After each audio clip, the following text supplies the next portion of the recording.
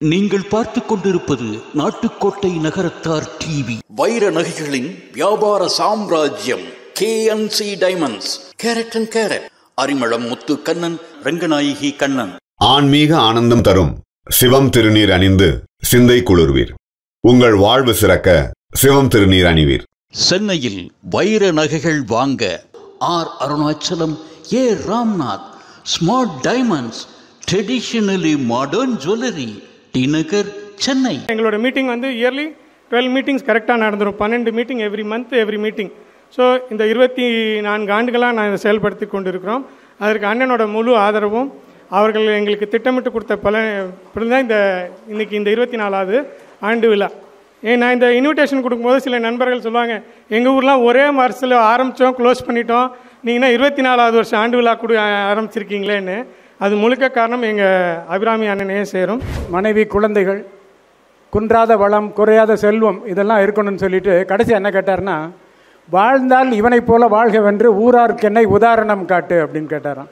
அது மாதிரி உதாரண புருஷனாக திகழ்ந்து கொண்டு இருக்கும் எங்கள் அண்ணனை அவர் ஊரை சேர்ந்தவர்கள் நாங்கள் என்று கூறிக்கொள்வதில் எங்கள் அனைவருக்கும் மிகுந்த மகிழ்ச்சி.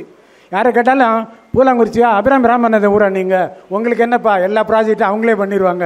பேருக்காய் பலரும் செய்திடுவார், பெருமிதம் கொண்டு செய்வாரா? கோவிலில் எரியும் விளக்கினிலே கொட்டை எழுத்தில் பெயர் போட்டு வாரி கொடுத்தேன் என சொல்லி வள்ளல் பெயரை பெறுபவர் முன் ஊரின் தேவை இது என்று உணர்ந்து உதவும் மனிதரையா. இவர் நமக்கு கிடைத்த நல்முத்து, நம் தலைவர் என்பதில் பெருங்கெத்து, இளையோர் யாவரும் பின்தொடர இவரது செயல்கள் நல்வித்து. ஊரின் தேவை இது என்று உணர்ந்து உதவும் மனிதரையா, இவர் நமக்கு கிடைத்த நல்முத்து, நம் தலைவர் என்பதில் பெருங்கெத்து, இளையோர் யாவரும் பின்தொடர இவரது செயல்கள் நல்வித்து.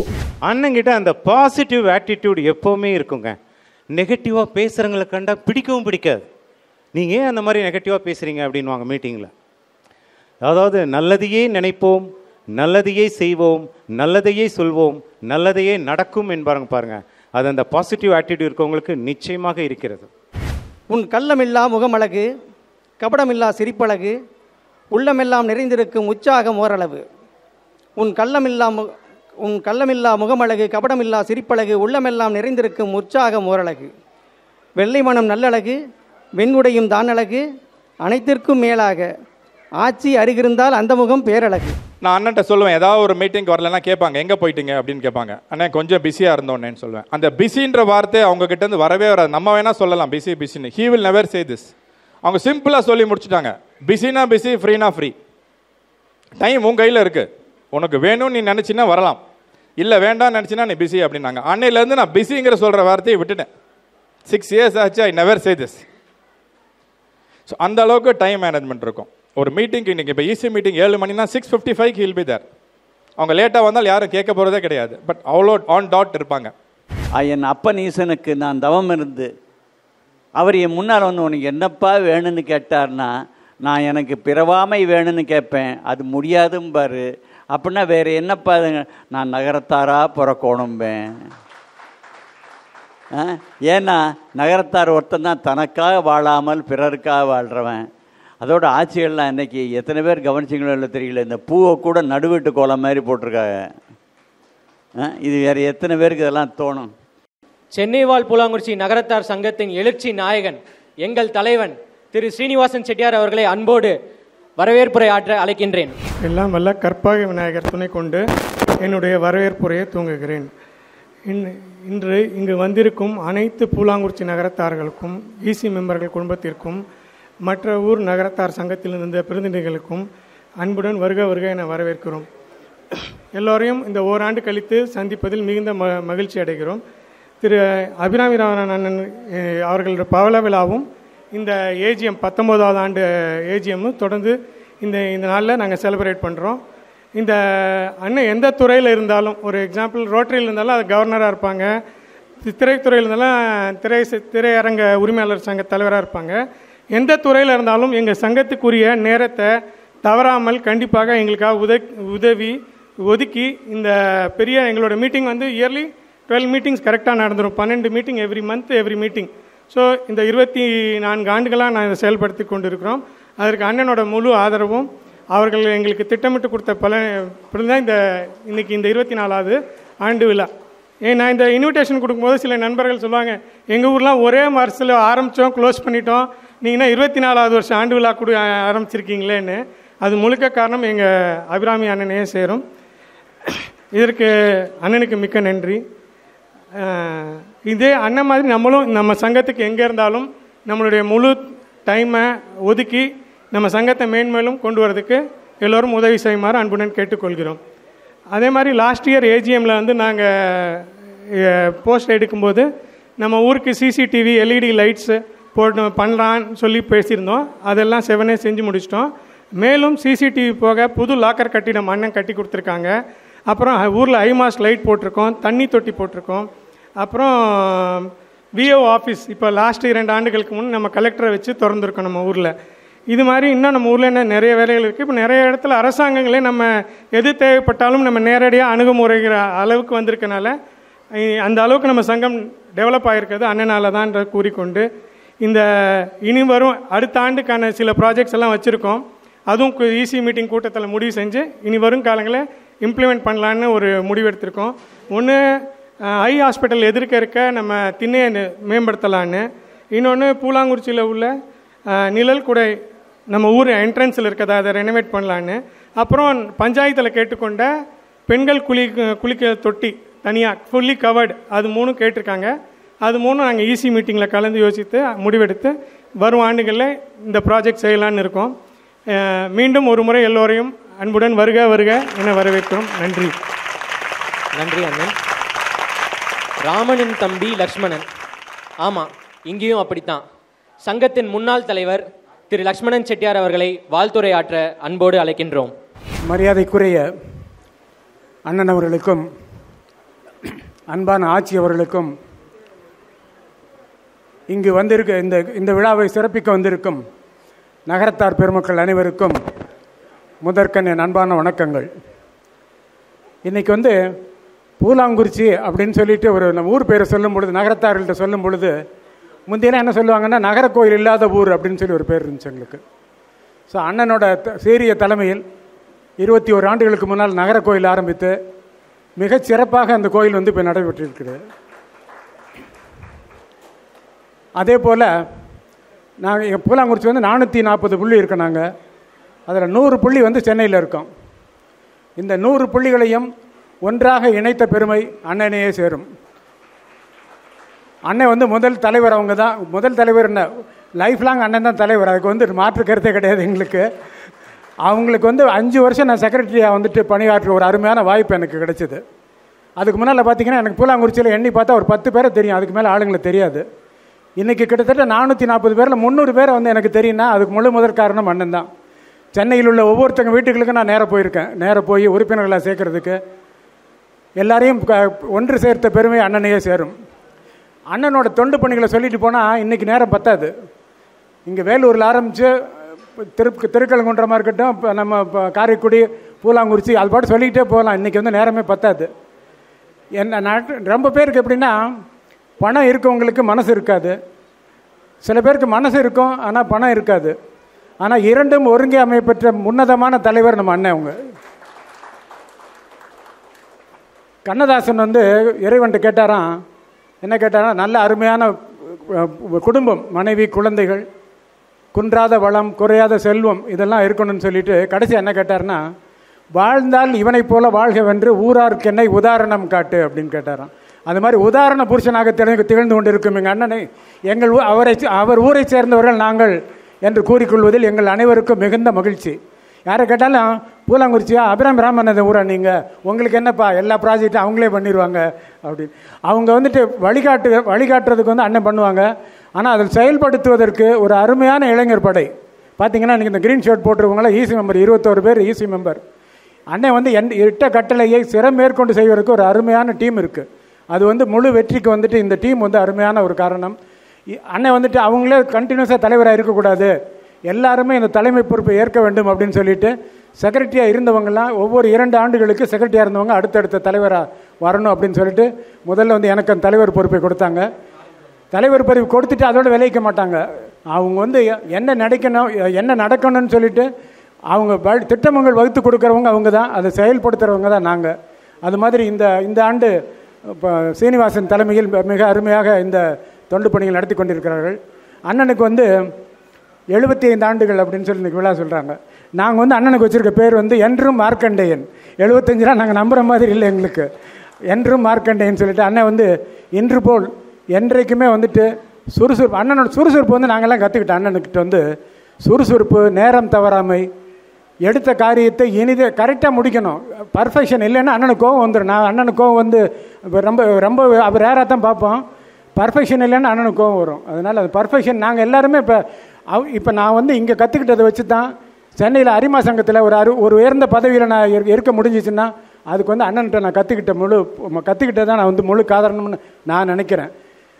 அதே போல் அண்ணன் 1000 கண்ணதாசன் பாட்டு ஒன்று சொல்லியிருப்பாங்க.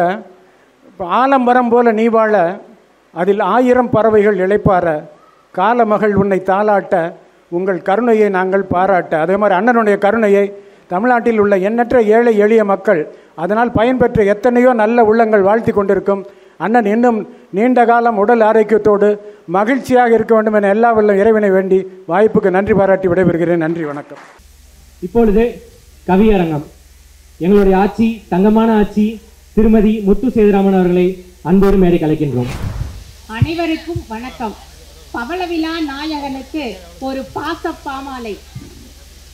இயற்கையது கொஞ்சம் ஊர், இன்சுவை நீர் தங்கும் ஊர், மலைக்க வைக்கும் மலையின் ஊர், மாசில்லா தென்றல் விளையாடும் ஊர், நற்குளங்கள் நிறைந்த ஊர், நாகரீகம் தெரிந்த ஊர், சிங்காரவேலர் வசிக்கும் ஊர், சிந்தை மகிழும் எங்கள் ஊர் பூலாங்குறிச்சியின் ஆண்டுக்கு ஒரு முறை கூடுகின்ற ஆண்டு விழா கூட்டத்திலே அன்னை தமிழின் தாள் பற்றி ஆசிகள் வாங்கி தொடங்குகிறேன்.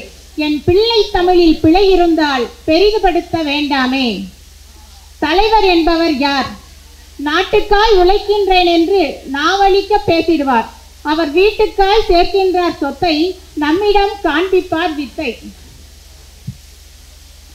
இனியவன் போல பேசிடுவார், இன்முகம் காட்டி மயக்கிடுவார். நல்லவர் என்று நாம் நினைத்தால் நம்பி கழுத்தை அறுத்திடுவார். இப்படிப்பட்ட தலைவரைத்தான் இப்போதெல்லாம் பார்க்கின்றோம். நம்பி தேர்ந்தெடுத்தாலும் நாம் நலம் பெற யாரும் நினைப்பதில்லை, அதற்காய் என்றும் உழைப்பதில்லை. ஆனால் சிந்தை மகிழ சொல்கின்றேன், நம் தலைவர் பண்பை பார்த்தவுடன் தலைமை பண்பை புரிந்து கொண்டேன்.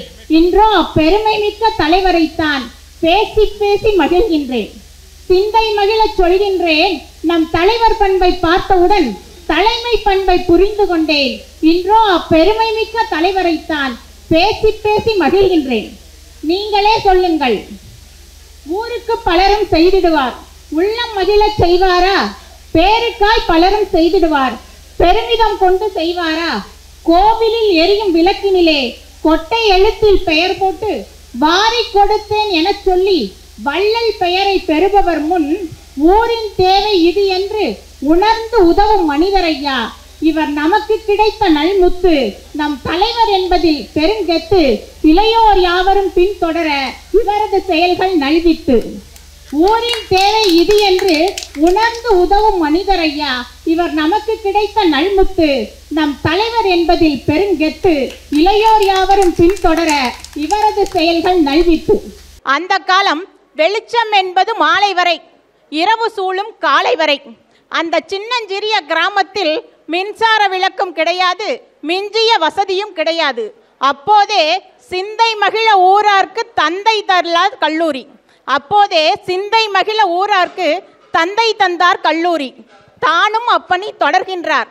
செலவுகளின்றி கல்வியினை செருக்குடன் படித்து கிராமத்தில் செழிப்புடன் வாழும் பல பேரின் கல்வி கனவு நனவாச்சு. அனைத்தும் இவர்களின் கொடையாச்சு.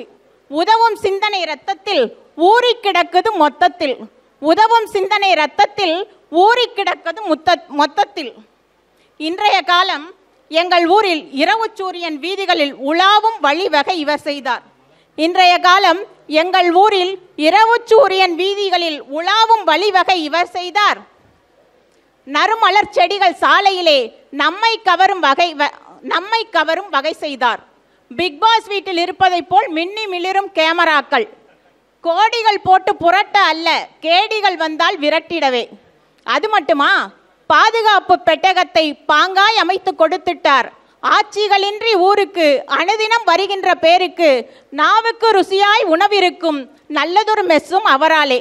இன்றோ ஆட்சிகள் அனைவரும் சுகமாக உணவினை ருசிக்கிறோம் இதமாக. சொல்ல சொல்ல குறையாது அண்ணன் செய்திட்ட சேவைக்கு குறை ஏது, எங்கள் ஊரில் அல்லாது சேவை தேவை என்றிட்டார் எல்லா ஊரும் அவர் ஊரே. சொல்ல சொல்ல குறையாது அண்ணன் செய்திட்ட சேவைக்கு குறையேது, எங்கள் ஊரில் அல்லாது சேவை தேவை என்றிட்டால் எல்லா ஊரும் அவர் ஊரே. வெளியில் தெரிபவை சிலவாகும், தெரியாதிருப்பவை பலவாகும், சொல்லுதற்காய் செய்வதில்லை அவர் செய்த உதவிக்கு எல்லை இல்லை. வெளியில் தெரிபவை சிலவாகும், தெரியாதிருப்பவை பலவாகும், சொல்லுதற்காய் செய்வதில்லை அவர் செய்த உதவிக்கு எல்லை இல்லை. கொடுத்து கொடுத்து சிவந்தகரம், அதனால் உமக்கு தேவையில்லை நிறம். ஃபேர் அண்ட் லவ்லி உமக்கெதுக்கு, உங்கள் பேரே லவ்லியாய் இருக்கும் போது. ஆம், ஆட்சியின் கரத்தை பிடித்ததனால் ஆண்டுகள் பல சென்றாலும் மகிழ்ச்சி ததும்ப உள்ளத்தில் மாட்சிமையுடனே இருக்கின்றீர். எத்தனை எத்தனை நற்குணங்கள், இவை அனைத்தும் ஆட்சி செய்திட்ட அற்புதங்கள். எத்தனை எத்தனை நற்குணங்கள், இவை அனைத்தும் ஆட்சி செய்திட்ட அற்புதங்கள். அள்ளி கொடுக்க நினைப்பார் முன் கிள்ளி கொடுங்க போதும் என்று சொல்லும் மனைவியர் முன்னாலே வாரி கொடுக்க சொல்கின்ற வாஞ்சையுள்ள துணைவியரை வாகாய் இறைவன் சேர்த்ததனால் நீர் உயர உயர செல்கின்றீர், ஒளிபெற சேவைகள் செய்கின்றீர். அள்ளி கொடுக்க நினைப்பார் முன் கிள்ளி கொடுங்க போதும் என்று சொல்லும் மனைவியர் முன்னாலே வாரி கொடுக்க சொல்கின்ற வாஞ்சையுள்ள துணைவியரை வாகாய் இறைவன் சேர்த்ததனால் நீர் உயர உயர செல்கின்றீர், ஒளிபெற சேவைகள் செய்கின்றீர். இன்றைய இளைஞர் பலருக்கு இல்வாழ்க்கை கேள்விக்குறியா இருக்கு. அவர்களெல்லாம் அண்ணனின் தாரக மந்திரத்தை தங்கள் வாழ்க்கையில் கடைபிடித்தால் கேள்விக்குறியும் நீங்கிடுமே, ஆச்சரியம் தாங்கி பிடித்திடுமே. மந்திரம் யாருக்கும் தெரியுமா? இரண்டே வார்த்தையில் இல்லத்தை இன்பமாக்கும் சாதுரியம் அண்ணன் வசமே ஒளிஞ்சிருக்கு, ஆட்சியிடம் அது ஜெயிச்சிருக்கு. அதுதான் சரி சாரி என்கின்ற தாரக மந்திரம். அண்ணன் ஆட்சி இருவரிடமும் பார்க்க பார்க்க அழகு இருக்கும், பார்த்து ரசிக்கும் அமைப்பு இருக்கும், முறுவல் இருவரின் முகம் இருக்கும், நேர்மறை எண்ணம் நிறைந்திருக்கும், வயது கடந்து போனாலும் வாலிபம் உங்களில் நிலைத்து நிற்கும். அண்ணன் ஆட்சி இருவரிடமும் பார்க்க பார்க்க அழகு இருக்கும், பார்த்து ரசிக்கும் அமைப்பிருக்கும், முறுவல் இருவரின் முகம் இருக்கும், நேர்மறை எண்ணம் நிறைந்திருக்கும், வயது கடந்து போனாலும் வாலிபம் உங்களில் நிலைத்திருக்கும். தொண்டுகள் செய்வீர் ஒரு பக்கம், தொழில்துறை சிறப்பீர் ஒரு பக்கம், தெய்வ பணிகள் ஒரு பக்கம், சங்க செயல்கள் ஒரு பக்கம், சாதனை புரிவீர் ஒரு பக்கம். அப்படிப்பட்ட உங்களை செங்கையில் மான் தூக்கி, சிவந்த மழு தூக்கி, அங்கத்தில் ஓர் பெண்ணை அனுதினமும் தூக்கி, திங்களை கங்கையை கதித்த சடையில் தூக்கி, அங்குமிங்கும் தேடி எவரும் கண்டிராத காலை தூக்கி ஆடும் தெய்வமான ஈசனே கைதூக்கி ஆள வேண்டும். நீங்கள் இன்னும் இன்னும் பார்போற்ற வாழ வேண்டும். அழகழகாய் இருந்தது, அற்புதமாய் இருந்தது. நன்றி ஆச்சி. இப்பொழுது வாழ்த்துறை ஆற்ற ஒருத்தர் இங்கே வரப்போறாரு. இவர் தூய தமிழுக்கு சொந்தக்காரர். என்ன பிரச்சனை இருந்தாலும், அது எவ்வளோ பெரிய பிரச்சனையாக இருந்தாலும் நிறுத்தி நிதானமாக தமிழிலேயே ஆலோசனை சொல்லும் அறிஞர் இவர். திரு ஆர்.எம். தியாகராஜன் செட்டியார் அவர்களை அன்போடு பேச மேடைக்கு அழைக்கின்றோம். சென்னை வாழ் பூலாங்குறிச்சி நகரத்தார் சங்கத்தின் தலைவர், கௌரவ தலைவர் அபிராமி ராமநாதன் அவர்களுக்கும், அவருடைய துணைவியார் நல்லம்மை ராமநாதன் அவர்களுக்கும், எங்கள் பூலாங்குறிச்சி சங்கத்தின் தலைவர் சீனிவாசன் அவர்களுக்கும், மற்றும் இங்கு பெருந்திரளாக வருகை தந்திருக்கும் நகரத்தார் பெருமக்களுக்கும், குரோம்பேட்டை நகரத்தார் சங்கத்தின் தலைவர் சின்னத்தம்பி அவர்களுக்கும், மற்றும் மற்ற ஊர்களிலிருந்து வருகை தந்திருக்கும் விருந்தினர்கள் அனைவருக்கும் எங்களுடைய அன்பான வணக்கம். அண்ணனை பற்றி வாழ்த்தணும்னு சொன்னாங்க. இதுக்கு முன்னாடி வந்தவங்க எல்லாமே நிறைய பேசிட்டு போயிட்டாங்க. அதனால தான் அந்த வரவேற்புரைக்கு அடுத்தது மைக்கை எங்கிட்ட கொடுங்கடான்னு கேட்டேன். இல்லைன்னா உங்களுக்கெல்லாம் அப்புறம்தான் வரும், இன்னும் 1 மணி நேரம் வெயிட் பண்ணுங்கன்ட்டாங்க. முக்கியமாக எங்கள் சங்கத்தை பற்றி ஒரு சில செய்திகள் சொல்லணும். இந்த சென்னை வாழ் பூலாங்குறிச்சி நகரத்தார் சங்கம் எப்படி வந்தது அப்படின்னா, ஒரு சில ஆண்டுகளுக்கு முன்னாடி பூலாங்குறிச்சியை சேர்ந்தவர்கள் நாங்கள் எல்லாருமே இங்கே சென்னையில் ஒரு மூலையில் இருந்தோம். யார் யார் என்று ஒருவருக்கும் அறிமுகமே இல்லாமல், எத்தனை புள்ளிகள் சென்னையில் இருக்கிறோம் என்பது தெரியாமல் நாங்கள் வாழ்ந்து கொண்டிருந்தோம். ஆனால் சென்னை வாழ் பூலாங்குறிச்சி நகரத்தார் சங்கம் என்ற ஒன்றை ஆரம்பித்தவுடன் இன்னைக்கு ஒருவரும் அறிமுகமாகி, இன்னைக்கு நம்ம எத்தனை புள்ளிகள் இருக்கோம், அது மட்டுமல்ல எல்லோரும் நண்பர்களாக பழகக்கூடிய வாய்ப்பு இந்த சென்னை வாழ் பூலாங்குறிச்சி நகரத்தார் சங்கம் ஆரம்பித்தவுடன் தான் கிடைத்தது. இதை ஆரம்பித்து நிறுவிய அபிராமி ராமநாதன் அவர்களை நிச்சயமாக நாம் இந்த நேரத்தில் பாராட்ட வேண்டும். அது மட்டுமல்ல, இந்த சங்கத்தை பொறுத்த வரைக்கும் நிறைய சங்கங்கள் பார்த்தீங்கன்னா ஆரம்பிப்பாங்க, அது அவ்வளோ ஆக்டிவாக இருக்காது. ஆனால் எங்களது சங்கம் ஆரம்பித்த நாள் முதல் இன்று வரை மிக சிறப்பாக வீர நடை போட்டு சென்று கொண்டிருக்கிறது என்று சொல்லலாம். அதாவது முதல்ல ஆரம்பித்தது லாக்கர் கட்டிடம் ஆகட்டும், இல்லை மெஸ் ஆகட்டும், இது போல் பல நற்செயல்களை நாங்கள் செய்திருக்கிறோம். பல சங்கங்களுக்கு வழிகாட்டியாகவும் நாங்கள் இருந்திருக்கிறோம், ரோல் மாடல் என்று சொல்லலாம். இவ்வளவு பெருமைக்கும் சொந்தக்காரர் அபிராமி ராமநாதன் அவர்கள். ஏன்னா அவங்க எப்போவுமே எல்லோரையும் அரவணைத்து இந்த சங்கத்தை மிக அழகாக சிறப்பாக வழிநடத்தி சென்று கொண்டிருக்கிறார். அண்ணனை பற்றி பாராட்டணும்னா ஒரு சில வரிகளை சொல்லணும். நிறைய பேர் கவிதை இதெல்லாம் பேசிட்டாங்க, இனிமேல் பேசுறது அவ்வளோ எடுபடுமான்னு தெரியல. இதயத்தை வருடும் இனிய ராகத்தை, உள்ளத்தை தொடும் உண்மை கீதத்தை, உள்ளொன்று வைத்து புறமொன்று பேசாத உண்மை தலைவரை, நகரத்தார் சமுதாயத்தில் பிரபலமாக இருக்கும் ஒரு அற்புத மனிதரை, ஏழை எளிய மக்களுக்கு நன்கொடைகளாக வாரி வழங்கி சரித்திரம் படைத்து கொண்டிருக்கும் சாதனை செம்மலை வாழ்த்துவதில் எனக்கும் ஒரு வாய்ப்பு கொடுத்தீங்க பார்த்தீங்களா, உண்மையிலே பெருமை அடைகிறேன். அவரை பற்றி நிறைய சொல்லலாங்க, சொல்லிக்கிட்டே போகலாம். ஒரு சிலரை வாழ்த்தணும்னா வார்த்தைகளே வராது, தேடி பிடிக்கணும், இவங்களை பற்றி என்ன சொல்லலான்னு யோசிப்போம். ஆனால் அண்ணனை பற்றி வாழ்த்தணும்னா உள்ளத்திலிருந்து வார்த்தைகள் அருவி போல் வந்து கொண்டே இருக்கிறது. அதுதான் அண்ணன் அபிராமி ராமநாதன் அவர்கள். எதையுமே யாருமே ஏழை எளிய மக்கள் போய் ஏதாவது தேவைன்னு கேட்டாங்கன்னா நிறைய பேர் சொன்ன மாதிரி கிள்ளி கொடுக்க மாட்டார்கள், அள்ளி அள்ளி கொடுக்கும் ஒரு நல்ல மனம் கொண்டவர்கள் அபிராமி ராமநாதன் அவர்கள். அவர்கள் இதுவரைக்கும் கொடுத்த நன்கொடைகளை பட்டியலிட்டு போட்டால் பக்கங்கள் பத்தாது, ஒரு புத்தகமாகவே வெளியிடலாம். அந்த அளவுக்கு நிறைய கொடுத்துருக்காங்க. ஒரு தலைவர் என்பதற்கு ஒரு சிறந்த உதாரணம் அபிராமி ராமநாதன் அவர்கள்.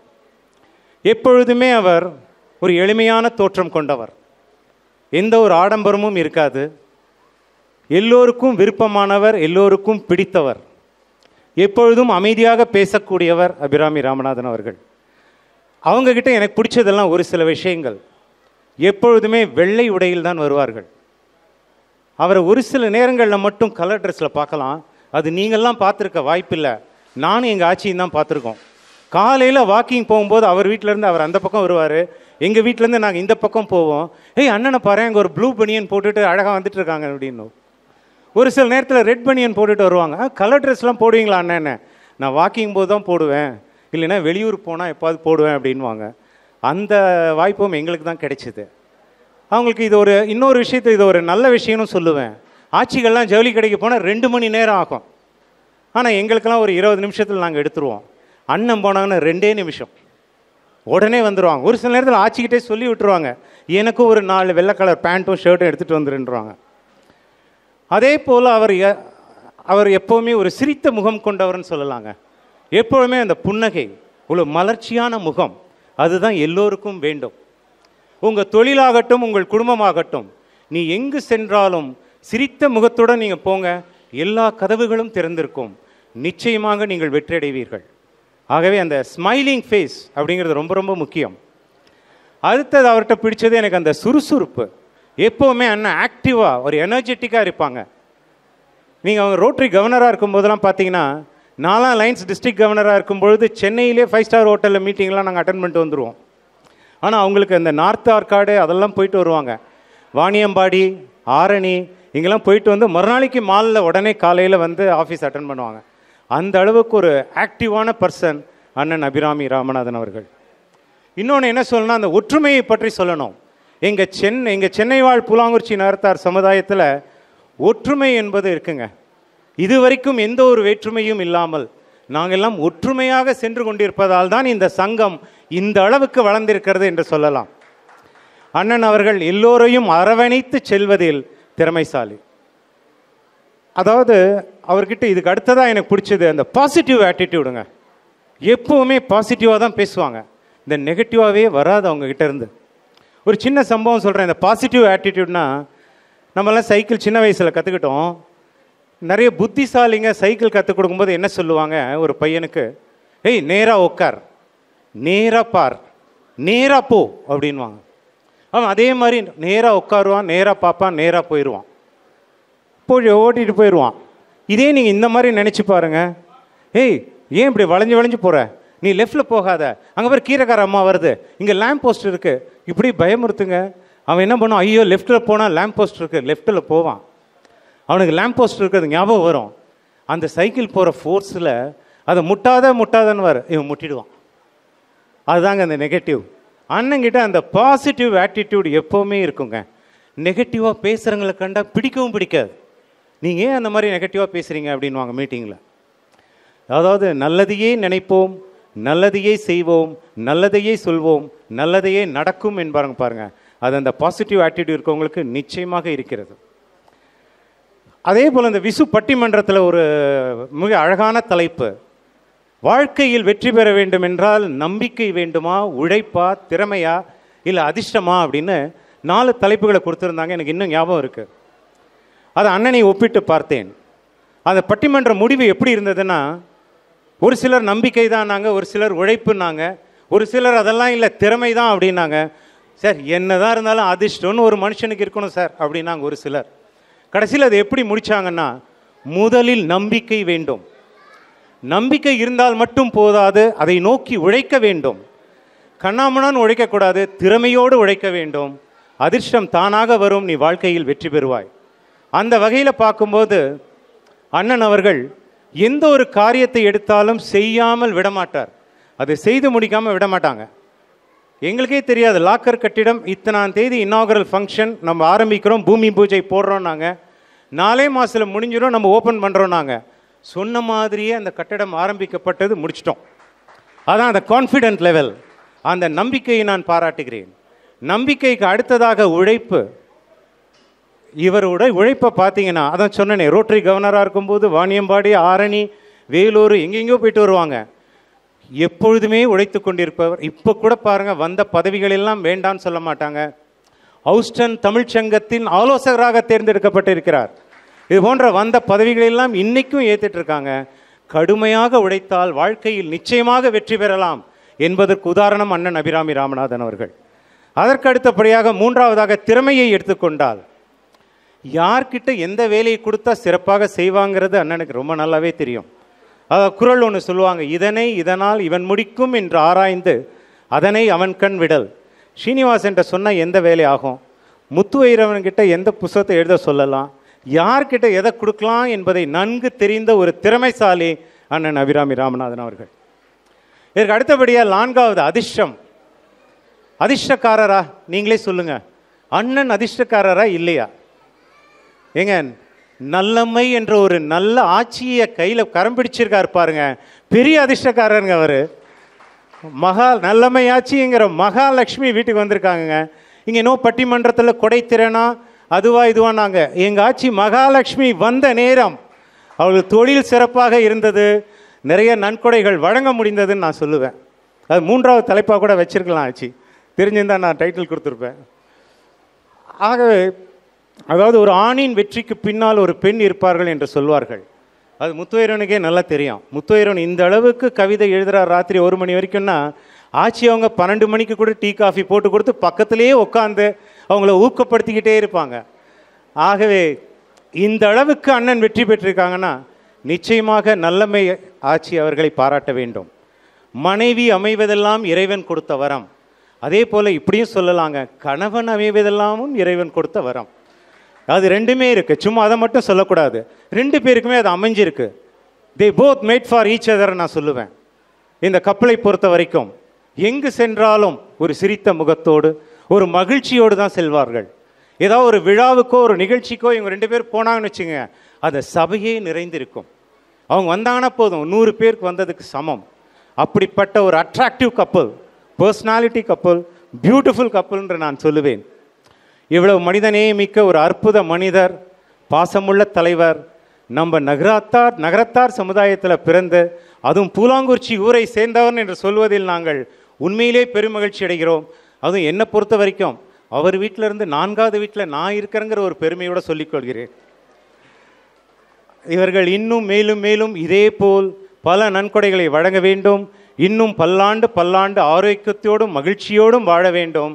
அதாவது ஒரு கணவன் மனைவிக்கு 5 முறை தாலி கட்ட வேண்டும் என்று சொல்வார்கள்.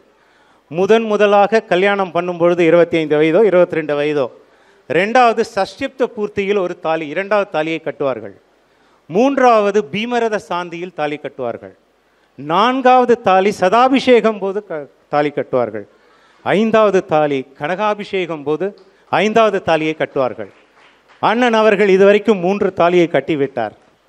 சதாபிஷேகம் என்றது ஒரு பிரம்மாண்டமான விழாவில் ஆட்சிக்கு 4வது தாலியையும் கனகாபிஷேகத்தில் 5வது தாலியையும் நம் எல்லோரையும் அழைத்து மிக பிரம்மாண்ட விழாவாக நடத்த வேண்டும் என்று நாங்கள் எல்லோரும் எல்லாம் வல்ல இறைவனை வேண்டி இந்த வாய்ப்புக்கு நன்றி கூறி விடைபெறுகிறேன். நன்றி, வணக்கம். அண்ணன் அவர்கள் சொன்னதிலிருந்தே நான் ஒரு வரியை எடுத்துக்கிறேன். அவரோட பேச்சும் இதயத்தை வருடும்படி இருந்தது. இப்போ சுமார் சில வருஷங்களுக்கு முன்னாடி பூலாங்குறிச்சியில் ஒரு தெய்வ குழந்தை பிறந்தது. ஊர் மக்கள் எல்லாரும் சேர்ந்து அது முத்தா வைரமா என்று வியந்து பார்த்து கொண்டிருந்தாங்க.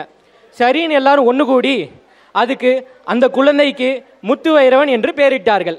அந்த குழந்தை இப்போ பிறந்து அந்த குழந்தை இப்போ வளர்ந்து ஆலமரமாகி நம்மளுடைய சங்கத்தில் ஐக்கியமாயிருக்கிறது.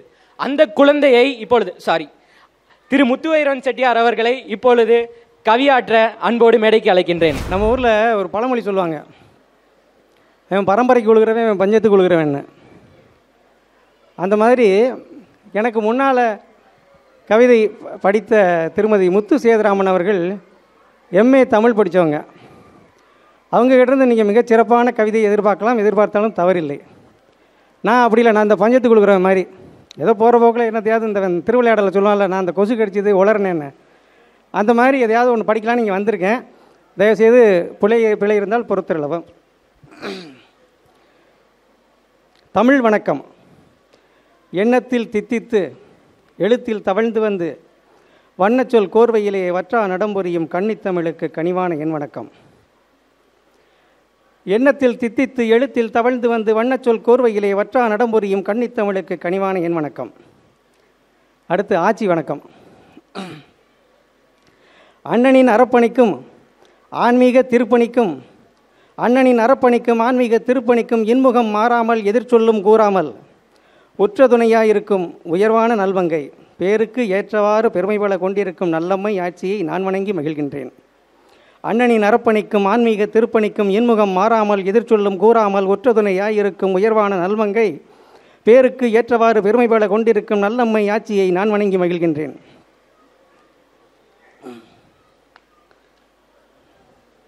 அடுத்து அவை வணக்கம். மலைவளமும் நிலவளமும் மங்காத புகழ்வளமும் மணவளமும் தனவளமும் மாசில்லா அறவளமும் காவிரியும் கங்கையும் கைகோர்த்த நீர்வளமும் பூவிரியும் சோலை நிகர் பூலாங்குறிச்சி அதன் புகழார்ந்த நகரத்தார்க்கு பொலிவான என் வணக்கம். பூயரங்கே போற்றுகின்ற உண்புகளை இன்று நான் கவியரங்கில் பாட வந்தேன் கனிந்து மனம் கேட்டிடுவீர். அண்ணனை இப்போ தான் அந்த அமெரிக்காவில் இருக்க ஹூஸ்டன் தமிழ்ச்சங்கத்துக்கு அட்வைசராக போட்டிருக்காங்க. அதுக்கு ஒரு பாராட்டுகள். அதுக்காகவே எழுதின வரி இது. புவியரங்கே போற்றுகின்ற உண்புகளை இன்று நான் கவியரங்கில் பாட வந்தேன் கனிந்து மனம் கேட்டிடுவீர். எனது கவிதை உங்கள் மடியில் விழுந்த மழலையின் கிருக்கள். உங்கள் மடியில் விழுந்த மழலையின் கிருக்கள், அதில் இருக்கலாம் பல சருக்கள், பொறுத்தருள்வீர்.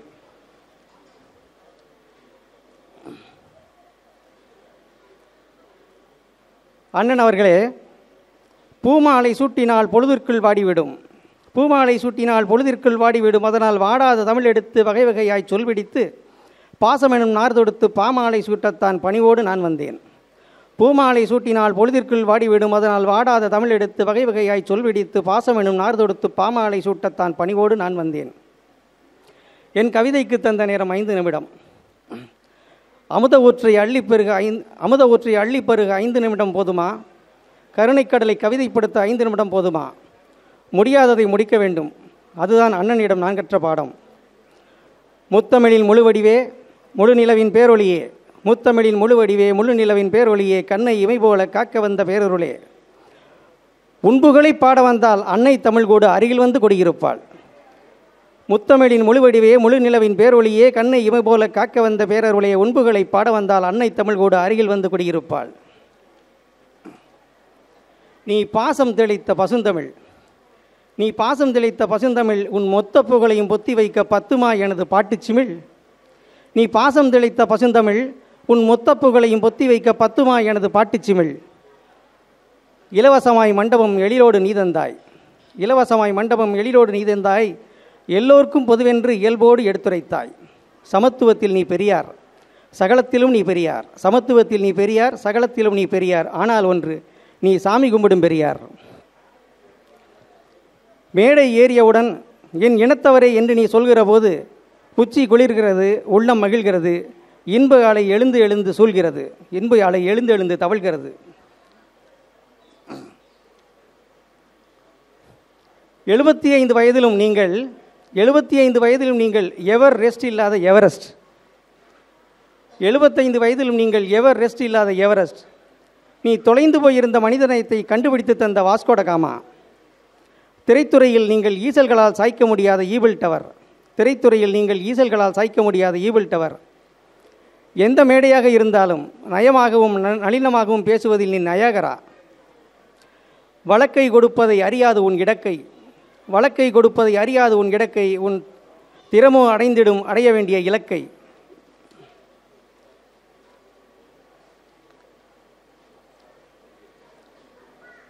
உன் கள்ளமில்லா முகமழகு, கபடமில்லா சிரிப்பழகு, உள்ளமெல்லாம் நிறைந்திருக்கும் உற்சாகம் ஓரளவு. உன் கள்ளமில்லா முகமழகு, கபடமில்லா சிரிப்பழகு, உள்ளமெல்லாம் நிறைந்திருக்கும் உற்சாகம் ஓரழகு. வெள்ளை மனம் நல்லழகு, வெண்ணுடையும் தானழகு, அனைத்திற்கும் மேலாக ஆட்சி அருகிருந்தால் அந்த முகம் பேரழகு. உன் கள்ளமில்லா முகமழகு, கபடமில்லா சிரிப்பழகு, உள்ளமெல்லாம் நிறைந்திருக்கும் உற்சாகம் ஓரழகு. வெள்ளை மனம் நல்லழகு, வெண்ணுடையும் தானழகு, அனைத்திற்கும் மேலாக ஆட்சி அருகிருந்தால் அந்த முகம் பேரழகு. பேருக்கு செய்யாமல் பெருந்துண்டு அத்தனையும் ஊருக்காய் செய்கின்ற உத்தம தலைவா. ஊருக்கு ஒருவரேனும் உனைப்போல இருந்துவிட்டால் பாருக்குள் நல்ல நாடாய் பாரதமே ஆகிடுமே. ஊருக்குள் ஒருவரேனும் உனைப்போல இருந்துவிட்டால் பாருக்குள் நல்ல நாடாய் பாரதமே ஆகிடுமே. நீ எங்களுக்கு அரிதாய் கிடைத்த அட்சய பாத்திரம், நீ எங்களுக்கு அரிதாய் கிடைத்த அட்சய பாத்திரம். அரும்பெயரும் பெரும்புகளும் உங்களுக்கு மாத்திரம். வேல்கொண்ட தோழனாம் வேளமுகன் தம்பியாம் சிங்கார வேளவனின் சீர்மிகும் அருளாலே நீங்களும் ஆட்சியும் பல்லாண்டு வாழ்க வாழ்க. நன்றி, வணக்கம். நன்றி அண்ணன். இப்பொழுது வாழ்த்துரை. இவர் கட்டிடத்தில் மட்டுமல்ல, எங்களை கட்டமைப்பதிலும் வல்லுநர் தான். சங்கத்தில் முன்னாள் தலைவர் திரு எம்.ஏ. அண்ணாமலை செட்டியார் அவர்களை அன்போடு மேடைக்கு அழைக்கின்றேன். அனைவருக்கும் வணக்கம். பவளவிழா நாயகர் எங்களது நிரந்தர தலைவர் திரு அபிராமி ராமநாதன் அண்ணன் அவர்களே, நல்லம்மை ஆட்சி அவர்களே, இந்த விழாவில் என்னை பேச அழைத்த நமது தலைவர் திரு சீனிவாசன் அவர்களே, நம்மளை கௌரவிப்பதற்காக மற்ற நகர்த்தார் சங்கத்திலேருந்து நிறைய பேர் வந்திருக்காங்க. குரோம்பேட் நகர்த்தார் சங்கத்திலேருந்து வந்திருக்கீங்க, உங்கள் அனைவருக்கும் எங்களது நன்றி. வடபழனி நகர்த்தார் சங்கத்திலேருந்து வந்திருக்கீங்க. எனது நண்பர் அரிமளம் நகர்த்தார் சங்கத்திலேருந்து வந்திருக்காரு, நன்றி. மற்றும் அனைத்து அசலூர் நகரத்தார்களுக்கும் நமது நகரத்தார்களுக்கும் எனது சிரம் தார்ந்த வணக்கங்கள்.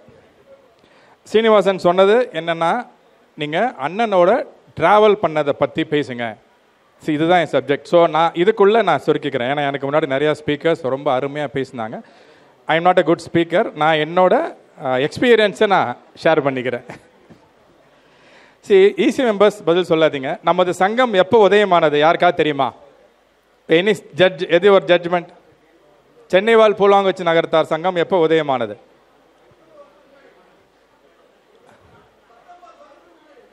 ஓரளவு அரிமள நகரத்தார் சங்கம் சொல்றாங்க. நீங்க சொல்லுங்க ப்ளீஸ், நம்ம சங்கத்தினர்.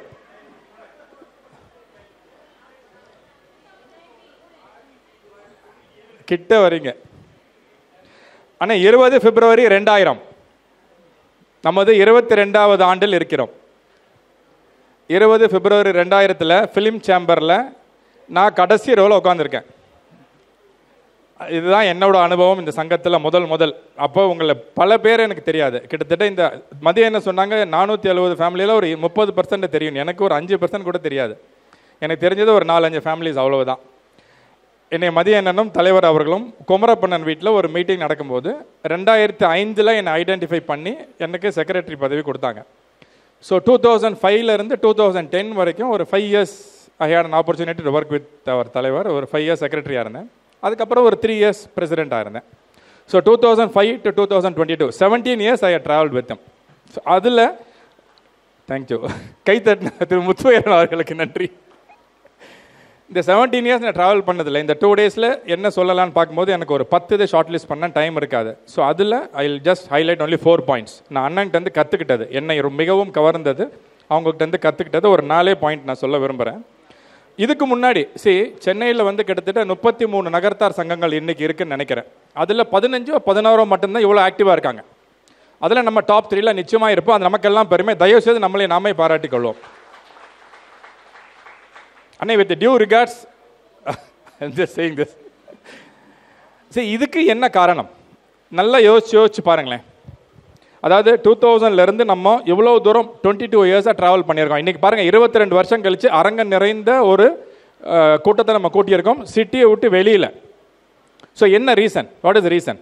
நான் இதை 2 ரீசன் தான் பார்க்குறேன். ஒன்று, நமக்கு ஏதாவது நம்ம நம்ம வில்லேஜ்லேருந்து இங்கே செட்டில் ஆகிருக்கோம். நம்ம ஊருக்கு என்ன நல்லது செய்யலாம் அப்படிங்கிறத நம்மளோட முதல் குறிக்கோள். அப்படியே பார்த்து பேசும்போது தான் முதல்ல நான் செக்ரட்டரி எடுக்கிறதுக்கு முன்னாடி மெஸ் நடந்துக்கிட்டு இருந்தது. ஒரு 3 years நினைக்கிறேன், ரொம்ப சக்ஸஸ்ஃபுல்லாக பண்ணிக்கிட்டு இருந்தாங்க. ஒரு வாடகை இடத்துல இருந்தது. அதுக்கப்புறம் அண்ணன் இதை பர்மனெண்ட்டாக ஒரு ப்ராஜெக்ட் ஆக்கணும்னு முடிவு பண்ணும்போது சொந்தமாக நிலம் வாங்கணும் அப்படின்னு ஆரம்பித்தோம் 2005. அது நிறையா காரணங்களால் தடைப்பட்டு போய் கடைசியில் நிலம் வாங்கினோம். இன்றைக்கி நம்ம இவ்வளோ நாள் இங்கே இருக்கோம்னா I think this is because of the property which we purchased. நம்மளுக்கு permanent project locker and mess நடந்துக்கிட்டே இருக்குது. அது ஒரு ரீசன், முக்கியமான ரீசன். ஸோ மாதம் நம்ம அதுக்காக வேலை செய்கிறோம், நம்ம பணம் திரட்டுறோம், எல்லாம் நடந்துக்கிட்டே இருக்குது. ரெகுலர் சீனிவாசன் சொன்னதுபடி எவ்ரி மந்த் ஈசி மீட்டிங் நடத்துகிறோம். So we have something to discuss. So அந்த லாக்கர் ப்ராஜெக்ட் சொந்தமாக நம்ம வாங்கி கட்டினது ஒரு முக்கியமான ரீசனாக நான் பார்க்குறேன். இந்த சங்கம் 22 வருஷம் வெற்றிகரமாக நடைபெற்றது. அடுத்தது 2005 நான் எடுத்த அப்புறம் ஒரு 7-8 வரை ரொம்ப ஜோஷோடு கொண்டு போனோம். 2008 கொஞ்சம் தொய்வு விழுந்தது. அப்போ அண்ணன் கேட்டாங்க ஒரு மீட்டிங்கில், என்ன பண்ணலாம், கொஞ்சம் இது டிப்ரெஸ் ஆகிற மாதிரி இருக்கேன். நாங்கள் அப்போ என்ன சொன்னேன், அண்ணன் நீங்கள் தேட்டர் வச்சுருக்கீங்க, நம்ம எல்லாரும் ஒன்று கூடுறதுக்கு ஒரு இடம் வேணும். ஏன்னா மாதம் ஈசி மெம்பர்ஸ் மட்டும்தான் வரும், அதுவும் நம்ம செட்டியார்கள் மட்டும்தான் வரும். ஸோ எல்லாரும் வரணும்னா ஏஜிஎம் ஒன்று தான், இயர்லி ஒன்ஸ் தான் நடக்குது. ஸோ மாதம் ஒரு ஆப்பர்ச்சுனிட்டி டு மீட் எவ்ரிபடி, அதை கிரியேட் பண்ணி கொடுத்தீங்கன்னா நிச்சயமாக இது ஸ்ட்ராங்காக இருக்குன்னு சொன்னால் இம்மீடியட்டாக என்ன சொன்னாங்க, தேட்டரை எந்த புது படம் வந்தாலும் நான் ஃப்ரீயாக போடுறேன். நாங்கள்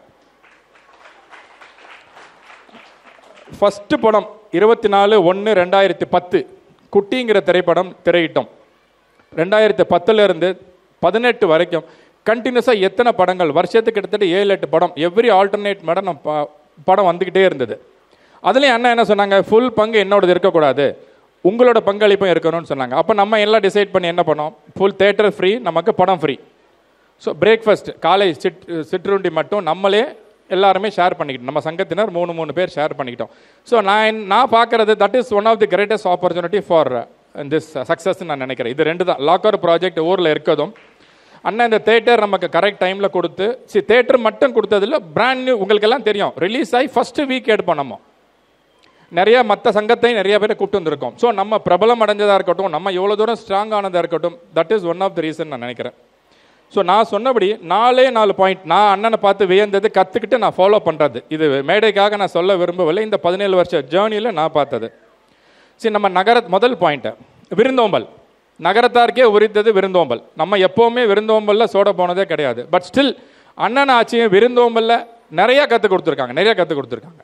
உங்கள் எல்லாருக்கும் தெரிஞ்சிருக்கும். அது சின்ன ஃபங்க்ஷனாக இருக்கட்டும், பெரிய ஃபங்க்ஷனாக இருக்கட்டும், அண்ணன் அது அவ்வளோ சீரியஸாக எடுத்துப்பாங்க.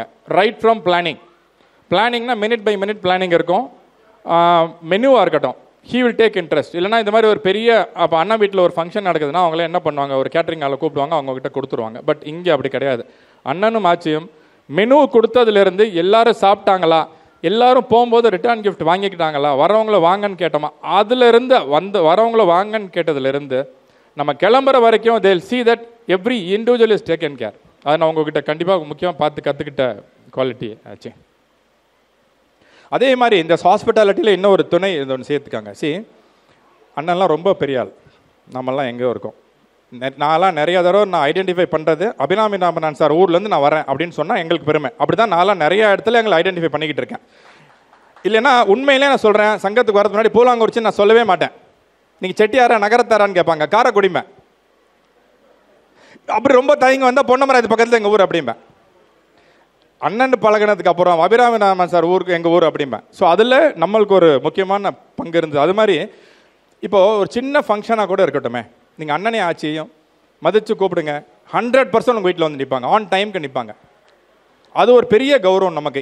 எல்லாருமே நீங்கள் சொல்லுங்கள், யாராவது நீங்கள் கூப்பிட்டு உங்கள் வீட்டுக்கு சின்ன ஆளாக இருக்கலாம், பெரிய ஆளாக இருக்கலாம், சின்ன வீடாக இருக்கலாம், பாகுபாடு பார்த்துருக்காங்களா? கிடையவே கிடையாது. எல்லா ஃபங்க்ஷன்ஸுக்கும் கண்டிப்பாக வருவார்கள். அது நான் பார்த்து கற்றுக்கிட்டது. அதுக்கு அடுத்தது positive attitude, never give up. நிறைய பேர் அதை பற்றி பாசிட்டிவ் பற்றி பேசினாங்க. ஸோ அண்ணன் வந்து is always very very positive. பாசிட்டிவாக இல்லைன்னா பிஸ்னஸாக இருக்கட்டும், கொடையாக இருக்கட்டும், இல்லை இந்த மாதிரி சங்கங்களாக இருக்கட்டும், we can never be success. எங்கேயாவது தயவுசெய்து EC members please, Ganesh 2 minutes please give me.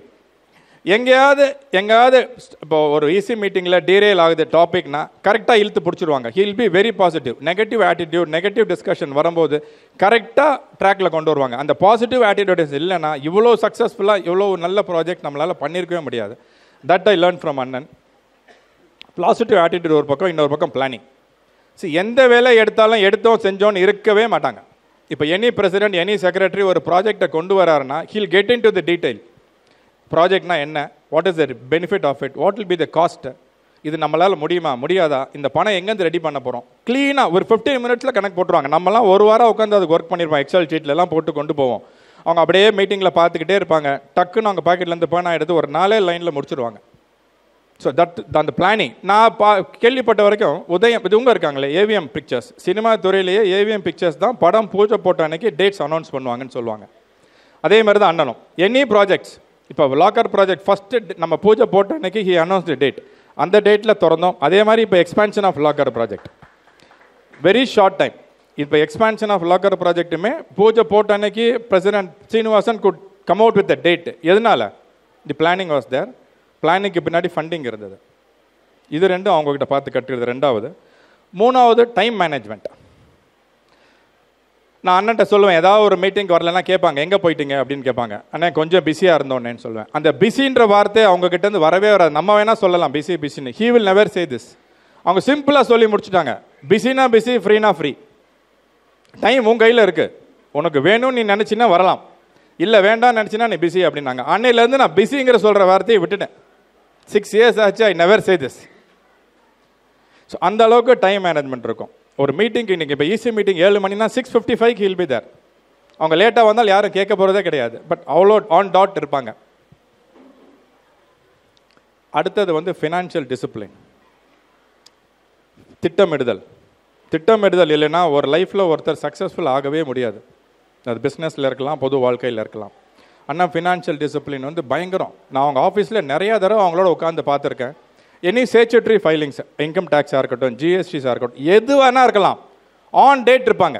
எவ்வளோ பெரிய பிஸ்னஸ் மேன் எவ்வளவோ பக்காவாக ரெக்கார்ட்ஸ் வச்சுருக்கிறது நான் பார்த்து வியந்திருக்கேன். அதிலிருந்து எங்கள் ஆஃபீஸில் நான் சொன்னது முதல் வாரத்தை அதுதான்.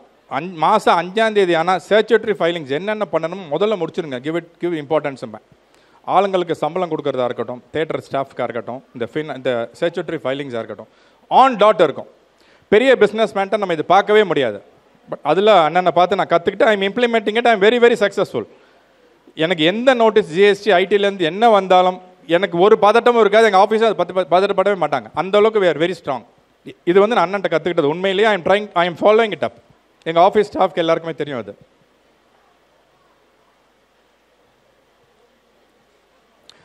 வாய்ப்புக்கு நன்றி. நான் 4 பையனா 10 வச்சிருக்கேன். I just want to complete.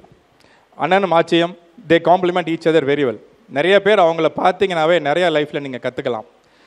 இன்னொன்று முக்கியமான விஷயம், நான் சங்கம் இவ்வளோ ஸ்ட்ராங்காக இருந்தது காரணம் 2 பாயிண்ட் சொன்னேன். ஒன்று வந்து நம்ம சொந்த ப்ராப்பர்ட்டி லாக்கர் இடம் வாங்கி அதில் லாக்கர் கட்டி மெஸ் கட்டி நடத்திக்கிட்டு இருக்கோம்.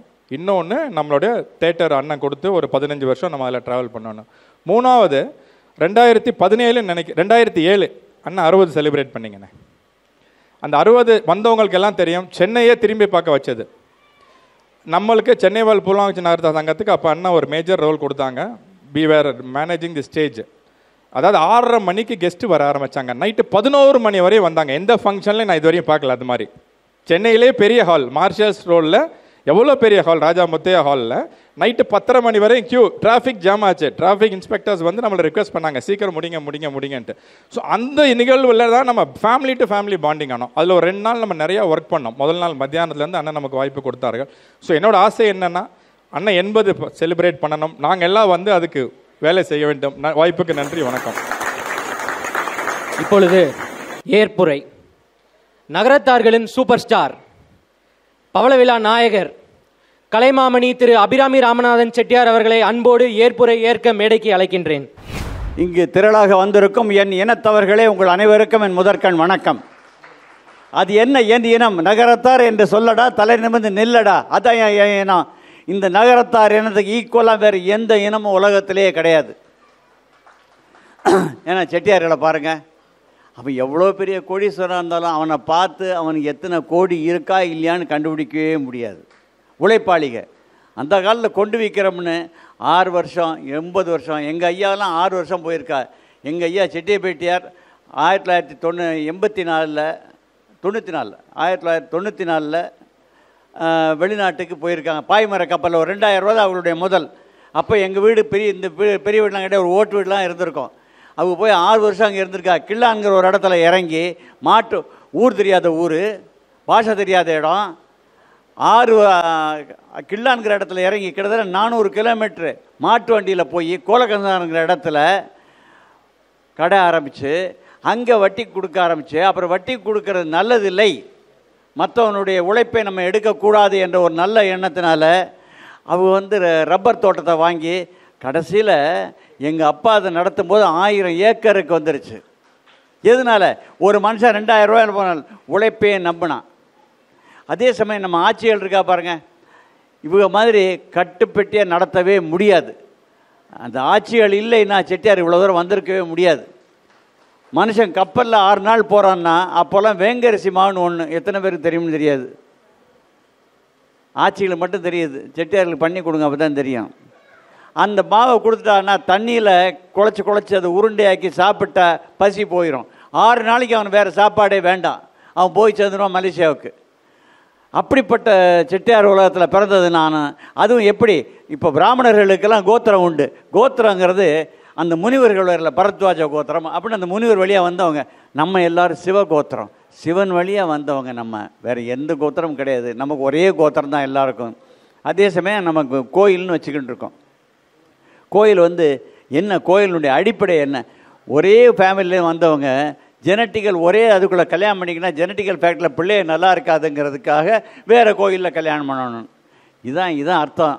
அதனால் இப்படிப்பட்ட ஒரு இதில் பிறந்ததுக்கு நான் என்ன சொல்கிறது, அதாவது நான் அடிக்கடி சொல்கிறது உண்டு, என் அப்பன் ஈசனுக்கு நான் தவம் இருந்து அவர் என் முன்னால் வந்து உனக்கு என்னப்பா வேணும்னு கேட்டார்னா, நான் எனக்கு பிறவாமை வேணும்னு கேட்பேன், அது முடியாதும்பாரு. அப்படின்னா வேறு என்னப்பா, நான் நகரத்தாராக பிறக்கணும்பேன். ஏன்னா நகரத்தார் ஒருத்தன் தான் தனக்காக வாழாமல் பிறருக்காக வாழ்கிறவன். அதோட ஆட்சிகள்லாம் இன்றைக்கி எத்தனை பேர் கவனிச்சிங்களோ இல்லை தெரியல, இந்த பூவை கூட நடுவீட்டு கோலம் மாதிரி போட்டிருக்காங்க. இது வேறு எத்தனை பேருக்கு இதெல்லாம் தோணும்? இதுதான் நகரத்தாருங்கிறது. அதுவும் என்னை பற்றி பேசும்போது இந்த புலவர் இருந்தாச்சு முத்துவா ரொம்ப அருமையாக பேசுனாங்க. ஏங்க, நான் ஃபேர் அண்ட் லவ்லி யூஸ் பண்ணுறேன்னு எப்படி உங்களுக்கு தெரியும்? எனக்கு என் மனைவிக்கு மட்டுமே தெரிஞ்ச ஒரு ரகசியம். அதுக்கு ஒரு கதை இருக்குது தெரியுமா? அதாவது கல்யாணத்துக்கு முன்னாடி நான் 10ஆம் கிளாஸ் என்னமோ படிச்சுக்கிருந்தேன். அப்போ எங்கள் அப்பா அத்தா வந்து என்னை மைசூர் கூட்டிக்கு போனார். அப்போ நான் ஒரு படம் பார்த்தேன் அவளோட. அதில் வந்து ஒரு பாட்டு ஒன்று, ராஜாவின் பார்வை ராணியின் பக்கம்னு. அதில் சரோஜதியை பார்த்தேன். அப்போ நினச்சேன், நமக்கு கல்யாணம்னா ஒவ்வொருத்தன் கனவு தான் இது. கல்யாணத்துக்கு முன்னாடி நமக்கு கல்யாணம் ஆச்சுன்னா சரோஜா மாதிரி நமக்கு ஒருத்தி வரணும் அப்படின்னு மனசுக்குள்ள ஒரு எண்ணம். அப்புறம் இதே சொல்கிறேன், உனக்கு என்ன அவசரம்? சரி, எங்கள் அப்பாட்ட வந்து நான் இன்ஜினியரிங் காலேஜில் 4வது வருஷத்தில் படிச்சுக்கிட்டு இருக்கேன். இன்றைக்கி நம்ம பொண்ணு பார்க்க போகிறோம்னா எங்கள் அப்பா ஏதாவது சொல்லிட்டாங்கன்னா அது மறுத்து பேசுகிறக்கோ எதிர்த்து பேசுகிறக்கோ திறமையும் கிடையாது, தைரியமும் கிடையாது. அப்படி வாழ்ந்தவங்க நாங்கள், வளர்ந்தவங்க நாங்கள். பொண்ணு பார்க்க போகிறோன்னு போனோம். அப்போ ஆச்சி வீட்டில் பொண்ணு பார்க்குறதுக்கு என்னை உள்ளே கூட்டிகிட்டு போனாங்க. ஆச்சி செவத்து ஓரமானனுக்கு செவத்தை திருப்பி பார்த்துக்கின்னு திரும்பவே மாட்டேன்ட்டாங்க. பின்னால் தான் முதுகத்தான் பார்த்தேன். அப்புறம் எங்கள் ஆத்தா சொன்னாங்க, பிள்ளை எனக்கு தெரியும்ப்பா, நல்லா இருக்கும், வா நீ பார்த்தது போதும் அப்படின்னு கூட்டிகிட்டு போய்த்தா. அப்போ நினச்சிக்கினேன், நம்ம செட்டி வீட்டு பாஷைப்படி உள்ளது போல் ஒன்று வரப்போதா, சிறுவக்கட்டாப்பில் ஒன்று வரப்போகுதா. அது செட்டி வீட்டில் ஒரு பாஷை இருக்குது, உள்ளது போல். அது என்ன உள்ளது போல்? அது உள்ளது போல தான், உள்ளது போல். இல்லை அதோட மோசம்னா சிறுவக்கட்டாப்பில் இருந்துச்சு பிள்ளைம்பா. இப்படியெல்லாம் ஏதாவது வரப்போகுது அப்படின்னு. அப்புறம் கல்யாணத்தும் போது இந்த பெண்ணடிக்க காமிக்கிறவங்க உண்டு. அது என்னைய குதிரையில் உட்கார வச்சுருந்தாங்க. பெண் அடிக்கிறதுக்காக கூட்டிக்கு வந்தாங்க. இவங்களுக்கு மொத்தம் 9 அத்தையா, உனக்கு 9 அத்தையும் சுற்றி நிற்கிறான், நடுவில் இது நிற்குது. அதில் யார் பொண்ணுன்னு எனக்கு தெரியல. அதில் 2-3 கிளவிக வேறு. ஐயையோ தெரியல, மாட்டிட்டோம் போல் இருக்கு அப்படின்னு நினச்சேன். எங்கள் அத்தா கேட்டா பொண்ணை பார்த்தேன், கிடையாது, திருப்பி கொண்டாங்க, தனியாக கொண்டாங்க, நான் பார்க்கணும்ட்டேன். அப்போயே கொஞ்சம் தைரியம் ஜாஸ்தி. அதனால் கூட்டிக்கு வந்து பார்த்தேன். ஆஹா, நம்ம சரோஜாவி மாதிரி எதிர்பார்த்தோம், அதை விட பெட்டராவில் இருக்குது அப்படின்னு. அன்னைக்கு விழுந்தவன் தான் இன்னும் இது வரைக்கும் எந்திரிக்கவே இல்லை. என்ன பண்ணுறது? 52 வருஷம் ஆச்சு இப்போ. அப்புறம் அதனால தான் ஆச்சியை கல்யாணம் பண்ணிக்கினதுக்கப்புறம் தான் நினச்சேன், அவங்க கலருக்கு நம்ம மேட்ச் பண்ணணும் அப்படின்னு. நானும் நம்பிக்கையோட 15 வருஷமாக இந்த ஃபேர் அண்ட் லவ்லி எத்தனை டியூப்பு போட்டேன், இது வரைக்கும் மேட்சே இது வரைக்கும் ஆகலை. ஃபேர் அண்ட் லவ்லி இருக்கிறதுல பெஸ்ட்டு அதுதான். நீ வேணா போட்டு பாரு, 30 ரூபா. நீ அடுத்த வருஷம் வேற மாதிரி இருப்ப. உங்கள் ஆச்சி நீ யாருன்னு கேட்டுருவா, வீட்டுக்கு போயல பார்த்துக்க. அடுத்தது எனக்கு பேர் வச்சதை பற்றி யாரோ சொன்னாங்க, அண்ணாமலைன்னு. யார் நீங்களா? அது வேற கதை. இந்த எனக்கு அண்ணாமலைன்னு எனக்கு பேர் வச்சது எங்கள் ஆச்சி தான் சொன்னாங்க. அதாவது அதை நம்ம முறைப்படி முதல்ல அப்பா அம்மா பேர் வைக்கணும், அப்புறம் மாமனார் மாமியார் பேர் வைக்கணும், இது பழக்கம். அப்படி எனக்கு வச்சது அண்ணாமலைங்கிற பேர். ஆனால் எனக்கு ராமேஸ்வரத்துக்குலாம் போயிருக்காக பொம்பளை பிள்ளை பிறக்கணும். ஏன்னா எங்கள் அண்ணன் தம்பி நாங்கள் 4 பேர், நான் 4ஆவது. இது எங்கள் அப்பா முடிவு எடுத்தா, இதுதான் கடைசி பிள்ளை. எது பொம்பளையாக இருந்தாலும் ஆம்பளையாக இருந்தாலும் இதுதான் கடைசி பிள்ளை. எங்கள் அப்பா ஒரு முடிவு எடுத்தாங்கன்னா மாறவே மாட்டாங்க. அதனால எங்கள் ஆத்தா ரொம்ப இது பண்ணி ராமேஸ்வரத்துக்கு போனால் பொம்பளை பிள்ளை பிறக்கும் அப்படின்னு போயிட்டு வந்தாக. பிறந்தது ஆம்பளை பிள்ளை, நான் தான் பிறந்தேன். ஆனால் என்னை பார்த்தேன்னா ஒரு பெண்மை சாயல் இருக்கும். ஒரு பெண்ணை பார்த்தா எப்படி அழகாக இருக்கோ அப்படி இருப்பேன் நானுமே. என்ன இப்போ 75 வயசானாலும் இன்னும் எனக்கு அந்த அழகு குறையலை. ஆனால் எங்கள் அப்பாவுக்குள்ள கம்பீரம் எனக்கு இருக்குது. அதனால தான் இந்த ஃபோட்டோ போட்டிருக்காங்களே, ஜவஹர்லால் நேருவோட ஒரு ஃபோட்டோ. அது நான் குழந்தை நட்சத்திரமாக நடிக்கிறேங்க. ஏன்னா என்னை சூப்பர் ஸ்டார்னு சொன்னது நீங்களா முத்து உங்கள் பேச்சில்? அது குழந்தை நட்சத்திரமாக நடிக்கிறேன். ஜவஹர்லால் நேரு தான் இங்கே ஹீரோ. அது கூட பக்தவச்சலம், வைஜெயந்திமாலா பாலா எல்லோரும் இருக்காங்க அந்த ஃபோட்டோவில். அது ஷார்ட் சில்ட்ரன்ஸ் ஃபிலிம். அது சாச்சா நேருன்னு பேர். பத்மாசுவரர் அப்பா டாக்டர் சுப்ரமணியம் எடுத்த படம் அது. நான் ஜவஹர்லால் நேரு நடந்து போகிற மாதிரி ஒரு ஷார்ட்டு. ஜவஹர்லால் நேரு விரலை நான் பிடிச்சிக்கிறேன். என் விரலை ஒரு சின்ன பொண்ணு, ரொம்ப அழகான பொண்ணு, அது என் விரலை பிடிச்சிக்கிச்சு. இப்படி நடந்து போகிறோம். இது எங்கள் ஆத்தா அந்த படத்தை பார்த்துட்டு இவன் என்ன இந்த வயசுலேயே பொம்பளை பிள்ளை கையை பிடிச்சிக்கிட்டு இருக்கேன், இவன் சினிமாவுக்குள்ளே விடவே விடாதன்ட்டா எங்கள் அப்பாட்ட சொல்லி. அன்னைக்கு மட்டும் விட்டுருந்தாங்கன்னா அந்த சூப்பர் ஸ்டாருக்கு நான் போட்டியாக இருந்திருப்பேன். பூலாங்குறிச்சிக்கு உங்களுக்கு ஒரு சூப்பர் ஸ்டார் ஒன்று கிடச்சிருக்கும், அது போச்சு. அதனால் வாழ்க்கையில் நான் சில தத்துவங்களில் கடைப்பிடிக்கிறேங்க. அது எல்லாம் உங்களுக்கும் சொல்கிறேன். ஒன்று, if you can I can. ஒன்னால் முடியும்னா என்னால் முடியும். இப்போ புலவர் இன்னைக்கு பாட்டு எழுதிவிட்டார், முயற்சி பண்ணால் என்னால் முடியும். ஏன் முடியாது? கேட்கறதுக்கு ஆள் இருக்க வரைக்கும் என்னால் முடியும். சத்தம் போடாமல் சரி அவன் என்ன சொன்னாலும் பரவாயில்ல கேட்டு போவோம், அவன் ஆசையை ஏன் கெடுப்பானேன்னு. உங்களை சொல்லலை, தப்பாக நினச்சிக்காதே. ஓகே.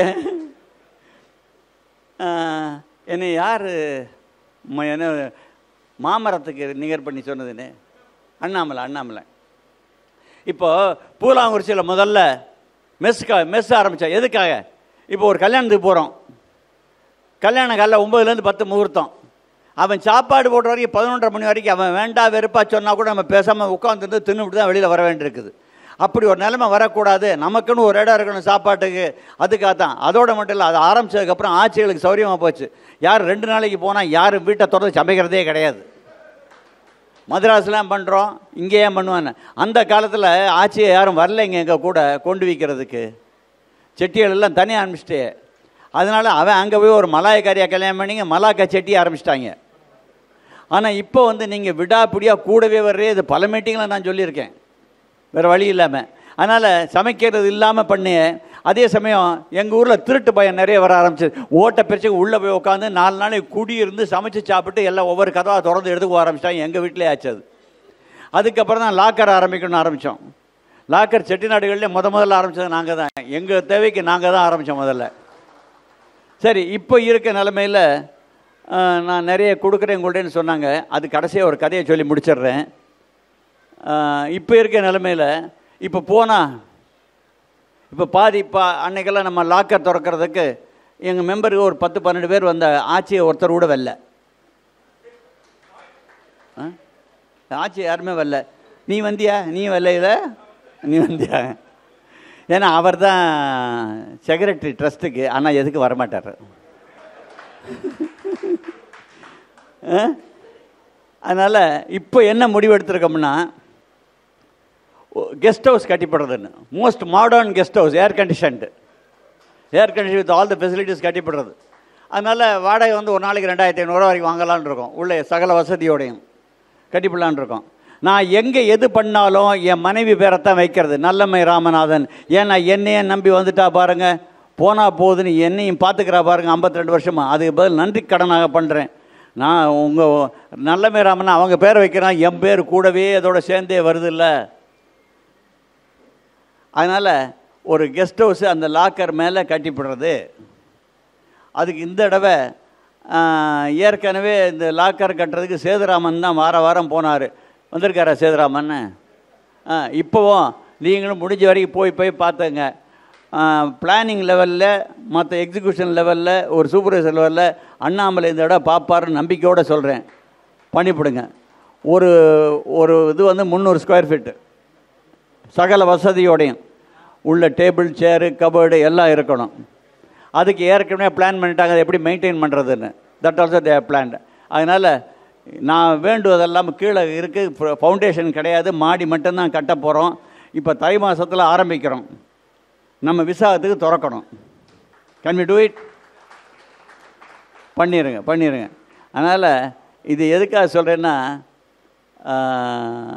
கண்ணதாசன் ஒரு இடத்துல பாடியிருக்காரு, மனிதன் நிற்பதற்கு 2 அடி, அமர்வதற்கு 4 அடி, படுப்பதற்கு 6 அடி, போனால் கைபிடின்னு. அதே கண்ணதாசன் என்ன சொல்கிறார்? வீடு வரை மனைவி, வீதி வரை உறவு, காடு வரை பிள்ளை, கடைசி வரை யாரோன். கடைசி வரை யாரோங்கிறது இல்லை. நான் இன்னொன்னே ஒன்று சொல்கிறேன்.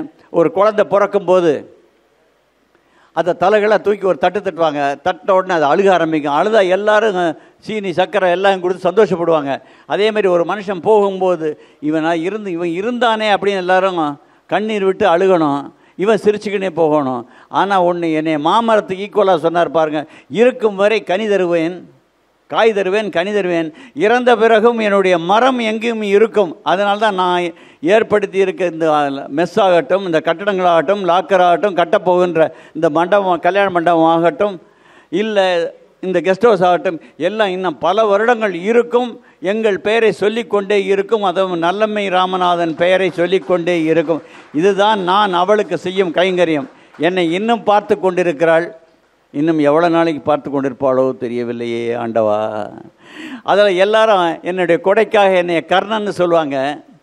அது ஒரு விஷயத்தில் எனக்கு பிடிச்சிருக்கு. ஏன் தெரியுமா? கர்ணனுடைய கொடைக்காக நான் விரும்பலை அவனை. அவன் நண்பர்களுக்காக சொந்த அண்ணன் தம்பிகளையும் எதிர்ப்பான். அவன் அண்ணன் தம்பிகளை நம்பலை, நண்பர்களை நம்பினான். கடைசி வரைக்கும் அவனுடைய தாயார்கிட்ட நான் தான் பஞ்சபாண்டவர்களுக்கு அண்ணன்னு சொல்லிவிடாதேன்னு சொல்லி சத்தியம் வாங்கின்னு போரில் போய் கடைசியில் தம்பிகளாலே கொல்லப்பட்டு சாவான் நட்புக்காக. அந்த மாதிரி இந்த சங்கம் எத்தனை காரணத்துக்காக ஆரம்பித்தோமோ தெரியாது. ஆனால் எனக்கு இவ்வளோ நண்பர்களை கொடுத்துருக்கு பாருங்க. இது எனக்கு எங்கேயா கிடைக்கும்? எங்கே போனாலும் இவ்வளோ நண்பர்கள் எனக்கு கிடைப்பார்களா? ஏன்னா இன்றைக்கி பாருங்கள், மலர் தூவி என்னை வரவழைச்சிங்க. எனக்கே இதே மாதிரி தான் ஒரு காஞ்சிபுரத்தில் ஒரு ஃபங்க்ஷனுக்காக போயிருந்தேன். அங்கேயும் இதே மாதிரி மலர் தூவி தான் வரவழைச்சாங்க என்னைய. அப்படி மலர் தூவி வளைக்கும்போது ஒரு பொண்ணு, ரொம்ப பொண்ணு என் தலையிலேயே போட்டுக்க வந்துச்சு. அதில் 2-3 ரோஸ் தாள் வந்து என் பாக்கெட்டுக்குள்ளே போயிருச்சு. வீட்டுக்கு வந்தோன்னு ஆச்சு, என்ன பாக்கெட்டுக்குள்ளே ரோஸ் இருக்குது, எங்கேருந்து வந்துச்சுன்னு ஒரு கேள்வியை கேட்டால் பாருங்கள். அப்புறம் சொன்னேன், இந்த மாதிரி 7-8 பேர் மலர் போட்டாங்க, அதில் 1-2 பாக்கெட்டுக்குள்ளே போயிருச்சு அப்படின்னு. அதனால் எது கடைசியாக நான் முடிக்கிறதுக்கு முன்னாடி 2 கதையை சொல்லிடுறேன். ஒன்று நான் படித்த கதை, இன்னொன்று நான் என் வாழ்க்கையில் நடந்த கதை. இங்கே இளைஞர்கள் யங்ஸ்டர்ஸ்லாம் இருக்கீங்க, உங்களுக்கு எல்லாம் சொல்கிறது, if you can I can. அதாவது நான் ஒரு சாப்பாட்டு அதாவது சமையல் போட்டியில் கலந்துக்கினேங்க. நான் ரோட்டரி கவர்னராக இருக்கேன். சமையல் போட்டியில் கலந்துக்கிட்டு முதல் நாள் ராத்திரி நல்லமேட்டு வந்து நாளைக்கு நான் பிரியாணி பண்ணணும்னு சொல்லிக் கொடு அப்படின்னு. என்ன ராத்திரியில் போய் பிரியாணி பண்ண எப்படி சொல்லிக் கொடுக்குறது, அதெல்லாம் எனக்கு தெரியாது, நீ பண்ணி கொடு அப்படின்னு. அவங்க என்ன பண்ண, அரிசி ஏற்கனவே சொல்லியிருக்கேன்னு நினைக்கிறேன், இதை ஏற்கனவே அரிசி ஒரு பொட்டலம் கட்டி கொடுத்துட்டாங்க. அப்புறம் ஒரு பேக்கெட்டில் பால், அப்புறம் மசாலா, அப்புறம் தண்ணி எல்லாம் பேக் பண்ணி எல்லாத்தையும் ஒன்றா ரைஸ் குக்கரில் போட்டு கலந்துவிட்டு ஆன் பண்ணுங்க, பிரியாணி ரெடினாங்க. இதை பண்ணி தான் நான் ஜெயிக்க முடியாது. ஏன்னா இஃப் யூ கேன் ஐ கேனில் நான் ஜெயிக்கணுமில்ல.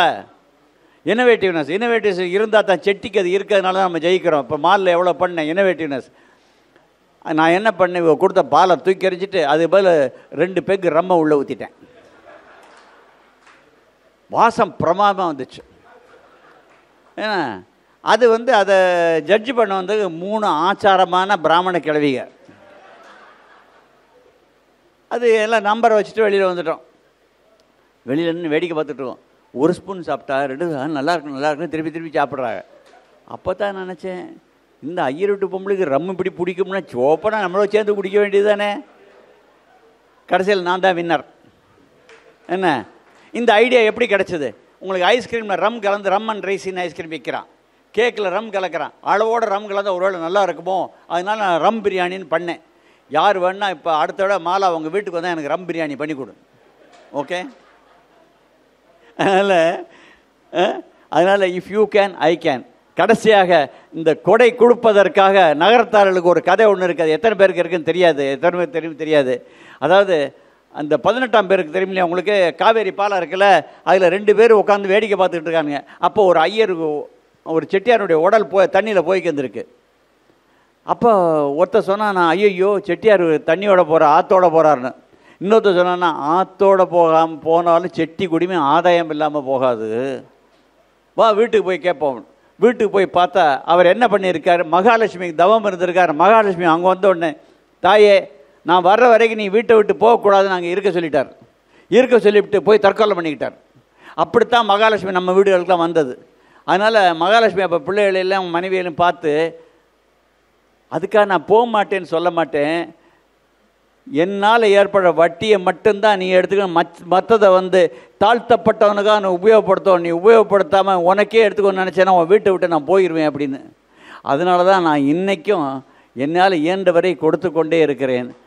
கொடுக்கணும்னு நினச்சேன். ஏன்னா கொடுக்கணும்னு நினச்சது முதல் காரணம், ரோட்டரியில் ஒரு ஹாஸ்பிட்டலுக்கு போயிருந்த போது ஒரு பையன் இறக்க போகையில் அவங்க தலையை தூக்கி பிடிச்சா என் கையிலே அவன் இறந்துட்டான். இவ்வளோதானா உயிர், இவ்வளோதானா? அப்படி தான் அப்போ தான் நான் நினச்சேன், ஆண்டவன் நம்மளை எவ்வளோ நல்லா வச்சுருக்கான், நம்ம ஏன் நம்ம பண்ணக்கூடாதுன்னு. மற்றவங்களுக்கு கொடுக்கணும், முதல்ல பணம் வேணுங்க, 2வது கொடுக்குற மனம் வேணும், 3வது அது சரின்னு சொல்கிறதுக்கு மனைவி வேணும். அவள் வீட்டுக்குள்ள உட்காந்துக்கு ஏன் கொடுத்தேன்னு கொடுத்து கேட்டுக்கினே இருந்ததுனால கொடுக்கவே முடியாது. இப்போ கூட பாருங்கள், கெஸ்ட் ஹவுஸ் கட்டுன்னு சொல்லிட்டேன், கிட்டத்தட்ட 30 லட்ச ரூபா ஆகும். சிரிச்சுக்கினே பேசாமல் உட்காந்துருக்கேன், நான் அப்போயே சொல்லிட்டேன்னு சொல்லிவிடுவேன். இதாங்க. அதனால தான், அதோடு மட்டும் இல்லை, முதல்ல என்னை கொடுக்க வச்சது அவங்க தான். மரத்தடியில் உட்காந்து ஒரு ஸ்கூலு நீலாங்கரைங்கிற இடத்துல பிள்ளைகள்லாம் மரத்தடியில் படிச்சுக்கிருந்துச்சு. ஏங்க ஒரு கிளாஸ் கட்டி கொடுக்கூடாதுன்னு கேட்டாங்க. அதுக்காக அப்போது 87ல் 35,000 ரூபா செலவில் ஒரு கிளாஸ் ரூம் கட்டி கொடுத்தேன். அந்த பிள்ளைய மனசில் சந்தோஷத்தை பார்த்துவிட்டு என்ன பண்ணாலும் இது தகும், என்ன ஏழையின் சிரிப்பில் இறைவனை காணுன்னு எம்ஜிஆர் சொல்லுவார். அந்த மாதிரி அந்த சந்தோஷத்துலேருந்து நான் கொடுக்க ஆரம்பித்தேன், வளர ஆரம்பித்தேன். உங்கள் எல்லாருக்கும் சொல்கிறது 4ஆக பிரிச்சுக்கிறது, இந்த கதையை அவங்களே சொல்லிட்டாங்க. 4ஆக பிரிச்சுக்க, ஒரு கால் பகுதியை கண்டிப்பாக நீ தாழ்த்தப்பட்டவனுக்காக கொடு, அதுதான் உனக்கு அடுத்த ஜென்மத்தில் உனக்கு வட்டியோடு வந்து சேரும் என்று கூறிக்கொண்டு, இந்த அருமையான வேலை என்ன, அதாவது நான் எவ்வளோ வேணால் கொடுக்குறேன், அதை விட்டுருங்க. ஆனால் உங்கள்கிட்ட இருக்க இந்த பாசத்தை நான் விலைக்கு வாங்க முடியுமா? இன்னைக்கு பார்க்க ஆண்டவா இவ்வளவு பாசத்தோடு இவ்வளவு பேரை எனக்காக கொடுத்துருக்கியே, இதுக்காக உனக்கு எத்தனை ஜென்மம் எடுத்தாலும் நான் நன்றி சொல்லணும். அதோடு மட்டும் இல்லை, எத்தனை ஜென்மம் எடுத்தாலும் இந்த சங்கம் அப்பவும் இருக்கும். உங்கள் பேரப்பிள்ளைகளோ அந்த பிள்ளைகளோ நடத்திக்கிட்டு இருக்கோம். அப்போவும் நானும் அவர் பேரப்பிள்ளை அவளோட சேரணும்னு வேண்டிக் கொண்டு விடைபெறுகிறேன். நன்றி, வணக்கம்.